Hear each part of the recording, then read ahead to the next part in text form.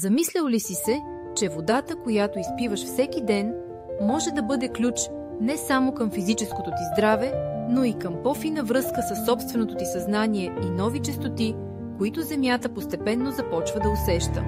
В днешния свят, където все повече хора търсят отговори за бъдещето и за това как да бъдем отворени към нови възможности, темата за водата и нейните енергийни качества става все по-значима. Когато позволим на водата да се пречисти, като я зареждаме с намерение, благодарност или просто я пием осъзнато, тя започва да действа като мост между нашето тяло и по-високите енергии, които се появяват около нас. Много хора усещат, че чрез такива малки жестове се променя не само тяхната жизненост, но и способността им да улавят по-фини послания, идващи отвъд рационалното. Съществуват разкази за различни същества и цивилизации извън нашия свят.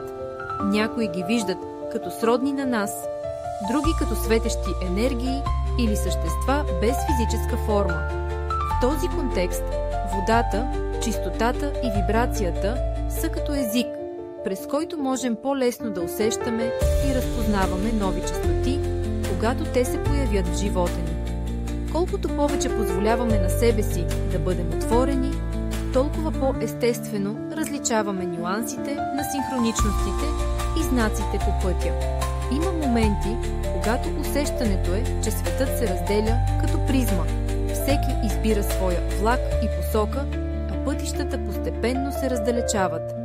Въпросът, който естествено възниква, е: коя е твоята вода днес, онова, което те пречиства и отваря за нови усещания, и по кой път усещаш, че се движиш в този период на промяна?